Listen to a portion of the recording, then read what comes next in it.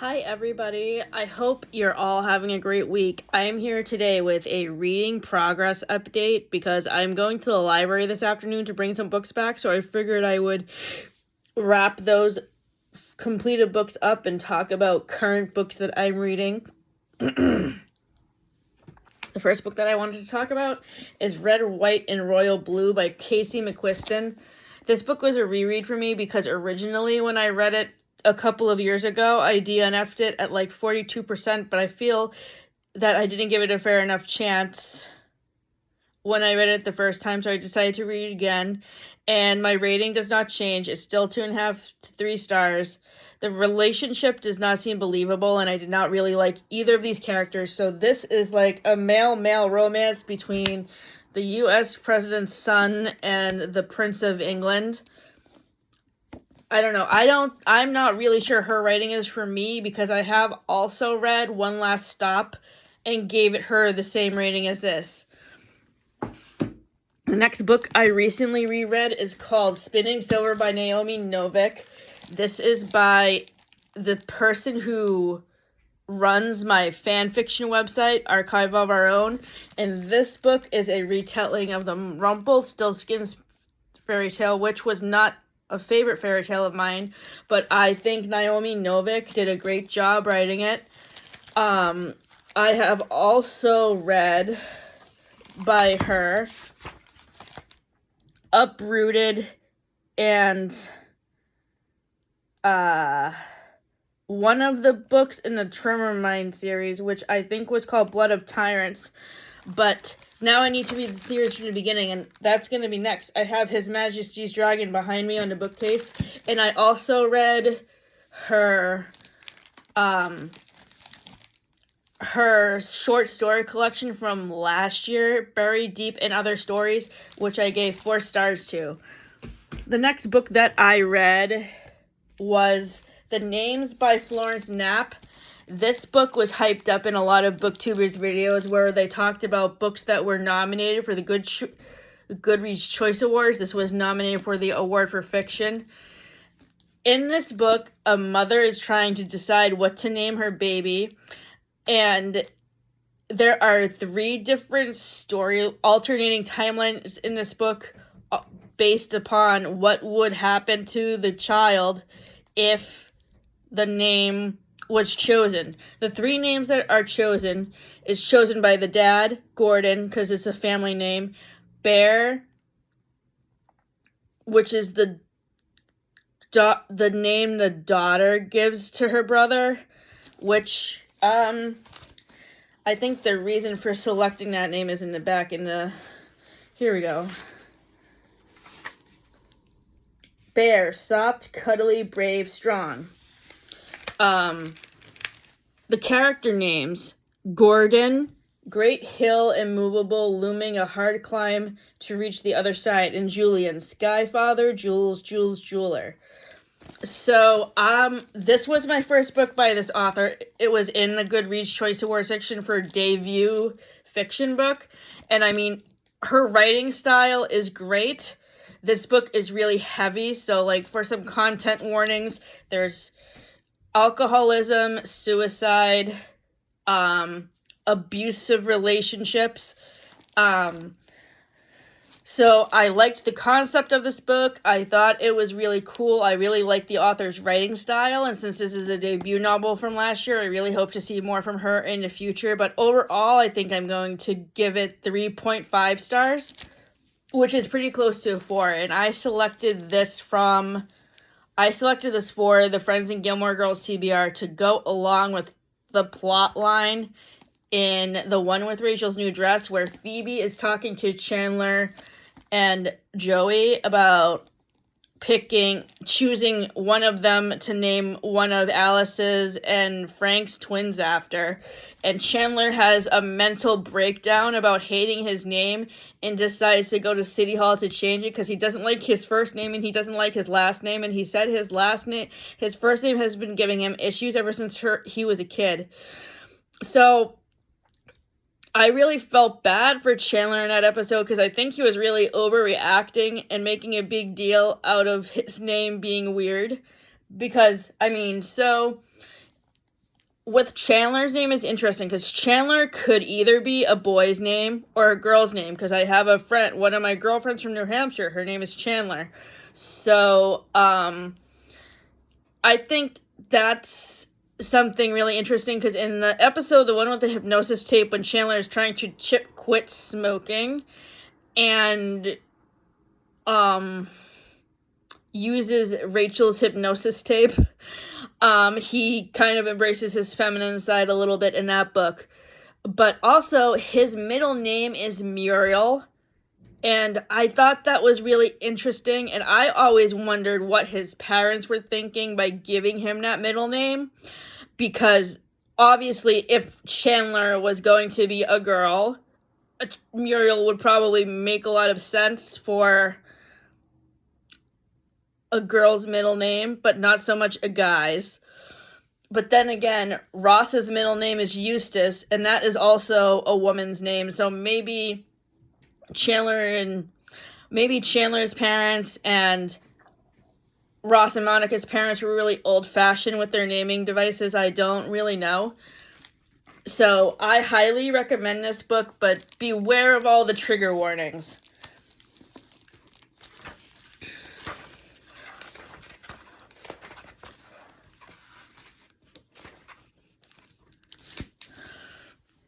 The next book that I read, I picked up on the Black History Month shelf in the fiction section of the library. It's called A House for Alice by Diana Evans.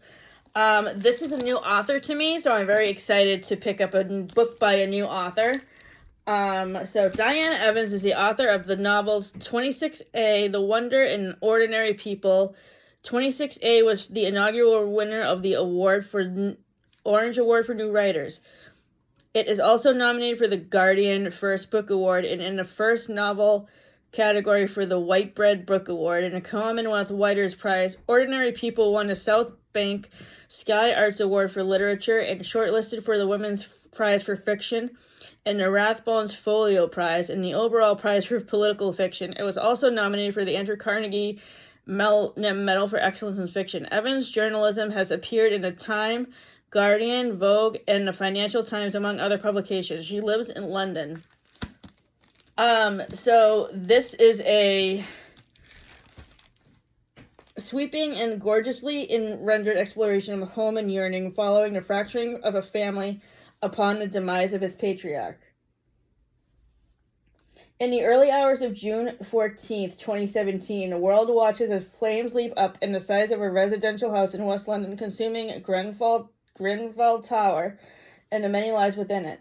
Across town, an earlier spark has caught fire, a cigarette left burning in an ashtray, a table strewn with post-it note reminders and old newspapers, and one, Cornelius Winston Pitt, estranged husband, complicated dad. The Pitt family patriarch takes his final breath alone. These twin tragedies open Diana Evans' A House for Alice, an aching portrait of a family woman shaken by loss and searching for closure. At the novel's center is Alice herself, the Pitt matriarch who, after 50 years in England, now longs to live out her final years in her homeland of Nigeria. Her three daughters are torn on the issue of whether she stays or goes, and while the youngest sibling, Melissa, also grapples with the embers of her own failed relationship, the Pitt family's foundational pillars of trust and love, cultural identity begin to crack. Intimately drawn and set against a fraught political backdrop, but equally full of hope, humor, and humanity, A House for Alice traces the scars of grief, betrayal, and across generations, and uncovers the secrets we keep from those closest to us. So this is a family drama that seems to be similar to The Dutch House by Ann Patchett. So if you have read The Dutch House and liked it, I think you should really enjoy this book as well. I gave it 4.5 stars. The next book that I am reading, I borrowed from my neighbor Kathleen. It's called All About Love by Bell Hooks. I am also, along with A House for Alice, I'm also reading this book for Black History Month because Bell Hooks is a former professor from Yale University, and she's a feminist. So this goes along with the TBR for Friends and Gilmore Girls because she used to teach at Yale University where Rory goes to college, and also she's a feminist like Rachel Green. So, so far I am on page 71, chapter 5. The next book is Newly Hauled, In Your Dreams, the last book in the Rome, Kentucky series by Sarah Adams. So I got to meet Sarah Adams last year when she came to Portland to talk about the third book in this series when it released, Beg, Borrow, or Steal. This series follows a family of 4 siblings. The first book is about Noah, who is the brother. He owns a bakery in town, and it focuses on Amelia, who is a pop star who is like taking a break from her career, and her car breaks down. The second book, Practice Makes Perfect, focuses on a younger sister, Annie, who has a lot of issues in relationships and turns to Amelia's bodyguard, Will, for help to help her be more like less uncomfortable around guys. And Beg, Borrow, or Steal focuses on Emily, who is a teacher, and her relationship with her nemesis, Jack. So this book focuses on Maddie and James. James is the brother of Jack from Beg, Borrow, or Steal. So I am not very far into this yet. I'm only on chapter 7, page 64, but I am going to cry when this series ends because I have loved getting to know all of these characters since the beginning of the series, and I think once I finish reading this book, I'm going to reread the whole series again. Because all of these books in this series have been between 4.5 and 5-star ratings for me.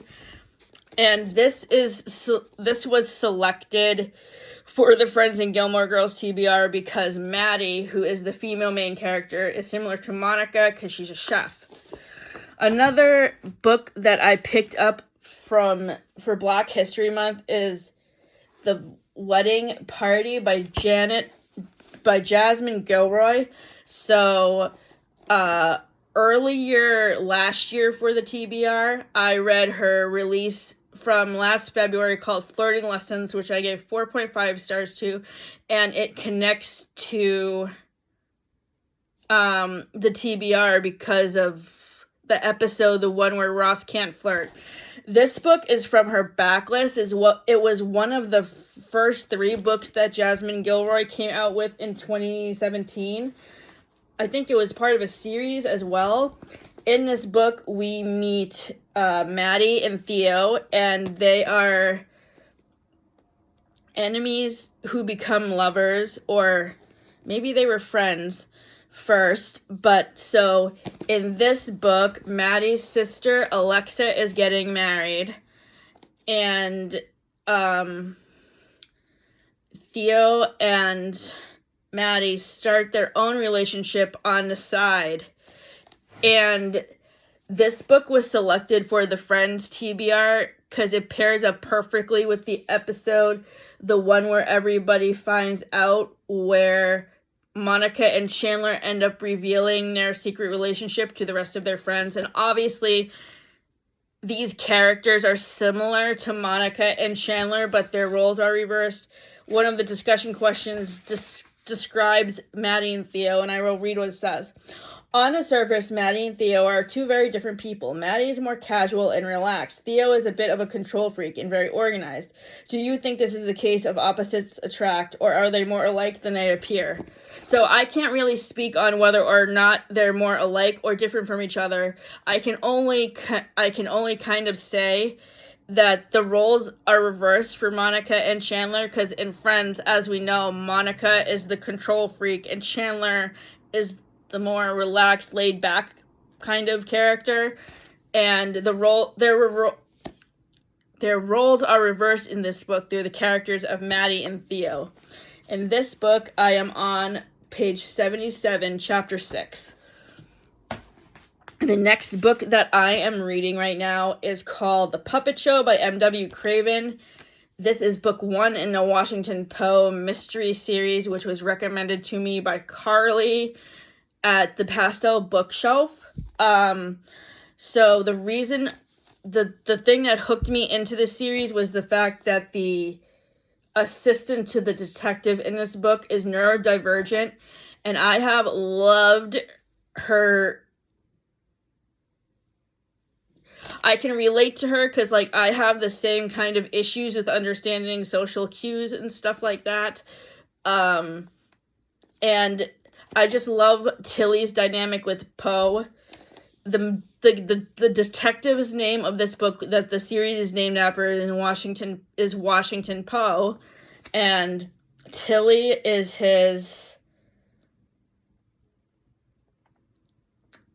civilian analyst that is set to work with him to solve why he's being targeted, because he's being targeted in a he has a hit placed on him by somebody who wants to kill him, and Tilly is set forward to work with him to try to figure out why somebody wants to kill him. I should finish this book today, I hope. I'm on chapter 53, page 235. And I think I'm going to give this book 5 stars because I love Tilly's character and her dynamic with Poe. The next book that I'm reading at the moment is called The Vanishing Half by Brit Bennett. I shared progress on this in my video from last week, so if you want to hear the description of this book, go back and watch that video because I don't really want to repeat myself again. This is another book I should probably finish later on tonight. I am on chapter 14, page 297. The next book I'm currently doing a tandem read of, which means listening to on audio and reading physical, is Friends, Lovers, and the Big Terrible Thing, Matthew Perry's memoir. And in my 5th reread of this book, I am 56% done on chapter 6, Bruce Willis. The next book that I'm reading that I borrowed from the library is Miss Caroline Bingley, Private Investigator by Kelly Gardner and Sharmini Kumar. So this reimagines Mr. Bingley's sister from Pride and Prejudice as a detective.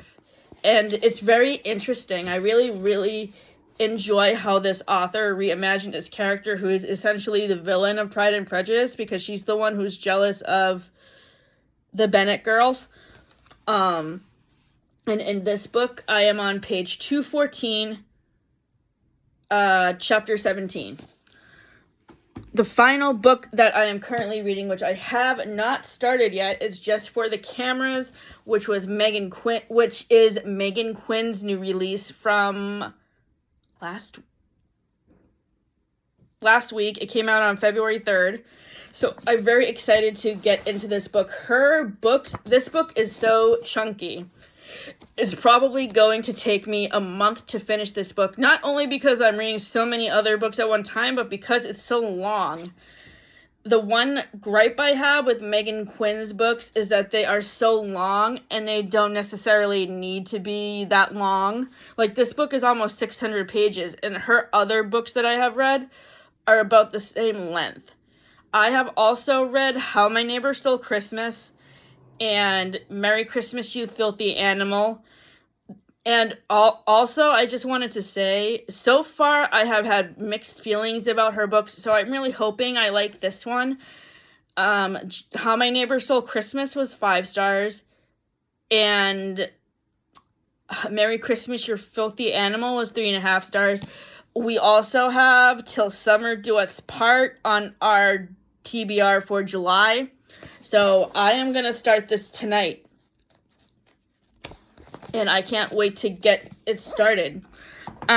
So I will be back next week with another reading progress video. I hope you guys have a great weekend, and that if you are having any plans for Valentine's Day, that you and your significant others have a great day on Saturday. And to all the singles, happy Galentine's.